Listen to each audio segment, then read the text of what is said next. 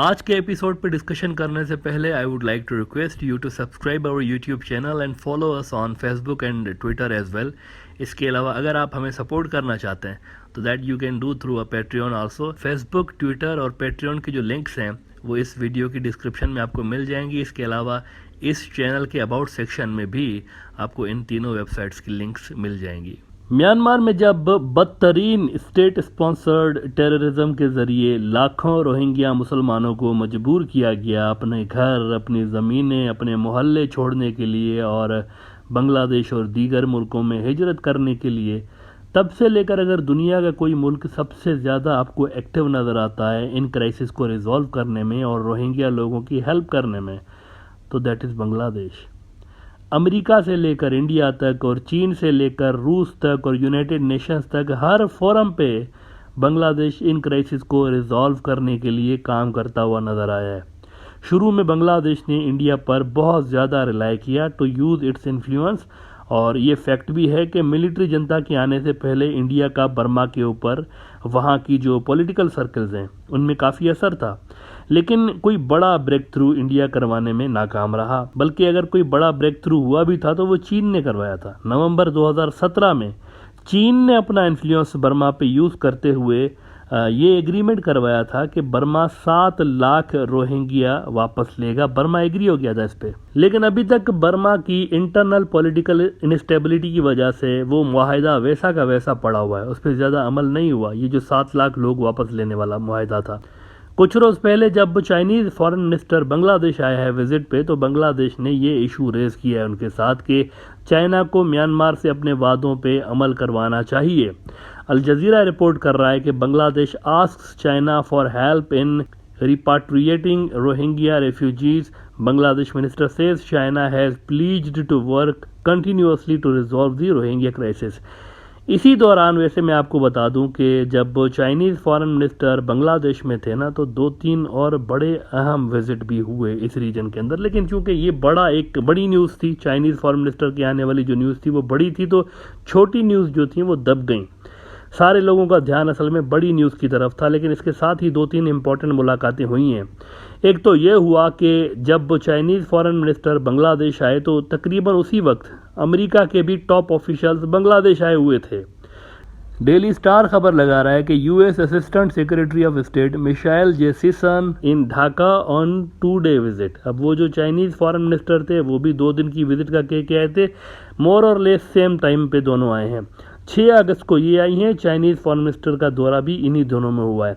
और इसके अलावा एक और बहुत बड़ी डेवलपमेंट ये हुई है इसी दरमियान कि रूस का फॉरेन मिनिस्टर जो था वो म्यांमार में था इन्हीं दिनों में, मतलब इससे 2-3 दिन पहले। आप देख रहे हैं कितनी एग्रेसिव डिप्लोमेसी हो रही है बड़े मुल्कों की जानिब से। आसियान के ममालिक में और बांग्लादेश के अंदर एक तरफ टॉप यूएस ऑफिशल्स जो हैं वो ताबड़तोड़ दौरे कर रहे हैं, तो दूसरी तरफ रूसी और चीनी डिप्लोमेट्स भी बहुत ज़्यादा एक्टिव हैं। रूस वैसे कुछ अरसे के दौरान म्यांमार को हथियारों का टॉप सप्लायर बन चुका है। दोनों के दरमियान जो दोस्ताना है वो बढ़ता ही जा रहा है, और इस वक्त रशिया उनका टॉप का वेपन सप्लायर है। अल जज़ीरा ने कुछ रोज़ पहले रिपोर्ट किया था कि Russian foreign minister Lavrov on visit to long standing partner Myanmar. रूसी फॉरेन मिनिस्टर की म्यांमार के फॉरेन मिनिस्टर के साथ और दीगर टॉप ऑफिशियल्स के साथ मीटिंग हुई है, जिसमें इकोनॉमी के साथ साथ सिक्योरिटी से जुड़े हुए मुद्दों पर भी बातचीत हुई है। अब ये जो है काफ़ी इंटरेस्टिंग है। सिक्योरिटी से जुड़े हुए मुद्दे जो है वो डिस्कस हो रहे हैं रशिया के साथ। तो रोहिंग्या की वापसी के हवाले से अब यहाँ पर एक सवाल उठ रहा है कि अगर चीन के साथ भी देखें बांग्लादेश के ज़बरदस्त रिलेशंस हैं, रशिया के साथ भी बांग्लादेश कहता रहता है कि we have historical relations with them, और ये फैक्ट भी है, इसमें कोई शक नहीं है, हिस्टोरिकल रिलेशंस वाकई हैं।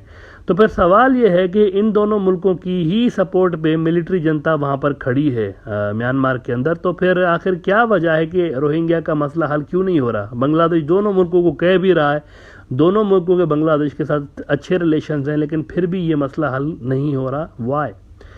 इसकी वजह प्रोबेबली ये है कि चाइना तो काफ़ी सीरियस है, लेकिन रशिया मेरे ख्याल से इस इशू में ज़्यादा सीरियसनेस नहीं दिखा रहा है। 2019 से लेके 2019 से बांग्लादेश रूस के साथ पहले बैकडोर चैनल्स के ज़रिए और फिर पब्लिकली भी कई बार वो कह चुके हैं कि आप कोई रोल प्ले करें, कई अपीलें उन्होंने की हुई हैं कि रोहिंग्या का इशू हल करने के लिए आप कोई रोल प्ले करें, बिकॉज बांग्लादेश नो कि म्यांमार के भी अच्छे रिलेशन है रशिया के साथ। लेकिन रूस शायद रिक्वायर्ड सपोर्ट नहीं दे पा रहा बांग्लादेश को चीन की तरह, क्योंकि रोहिंग्या क्राइसिस के हल होने या ना होने में अपेरेंटली रशिया का कोई फ़ायदा या नुकसान नज़र नहीं आ रहा। मुल्क वहाँ पे इंटरफेयर कर रहे होते हैं जहाँ पे उनका फ़ायदा या नुकसान होता है। चाइना का फ़ायदा ये है कि दोनों मुल्कों में चाइना जो है उसकी इन्वेस्टमेंट है, बड़ी भारी इन्वेस्टमेंट है, म्यांमार में भी और उधर भी, दोनों BRI के अंदर है। तो चाइना चाहेगा कि दोनों के रिलेशन अच्छे हों।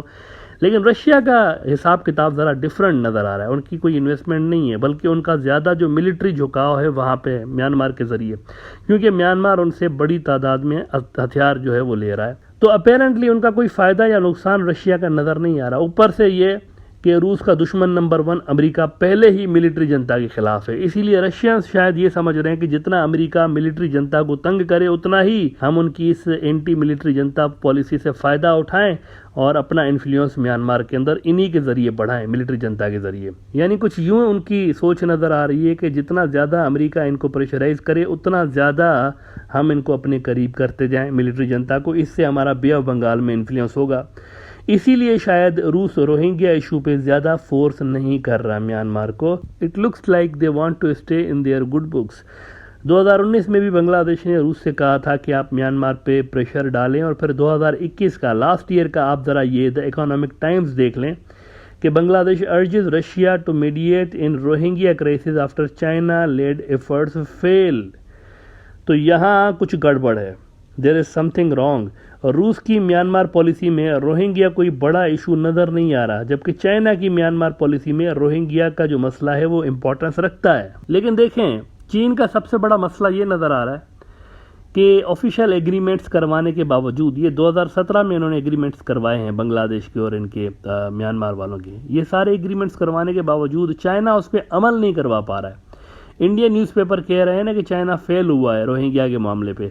लेकिन मेरा एक क्वेश्चन है कि अगर चीन फेल हुआ है तो नवंबर 2017 वाली एग्रीमेंट को आप क्या कहेंगे, जिसमें म्यांमार ने 7 लाख रोहिंग्या वापस लेने पे ऑफिशियली एग्री कर रखा है बांग्लादेश के साथ, तो फिर उसको क्या कहेंगे? वो फेलियर की निशानी तो नहीं लग रहा, वो तो सक्सेस है।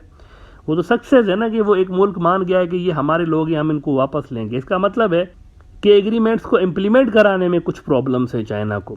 वैसे भी रेफ्यूजीज़ का वापस जाना कोई आसान काम नहीं होता कि चुटकी बजाएं और रातों रात सारे वापस चले जाएं, ऐसा नहीं होता।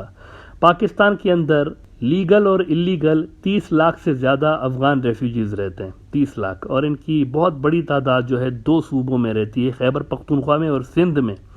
ये जो 2 हैं, और सिंध में भी जो सिंध का कैपिटल है कराची, उसमें बड़ी तादाद में अफ़गानी रहते हैं।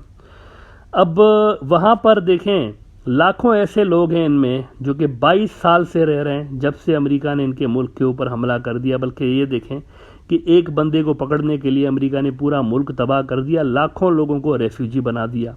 तो बहुत सारे तो वो हैं जो कि 22 साल से रह रहे हैं, तकरीबन 20-22 साल से, जब से अमेरिका ने हमला किया। लेकिन बेशुमार वो भी लोग हैं जो कि तब से पाकिस्तान में रह रहे हैं, जब सोवियत यूनियन अफगानिस्तान से आया था। जब सोवियत यूनियन ने अटैक किया था तब भी बहुत बड़ी तादाद में माइग्रेशन हुई थी पाकिस्तान के अंदर।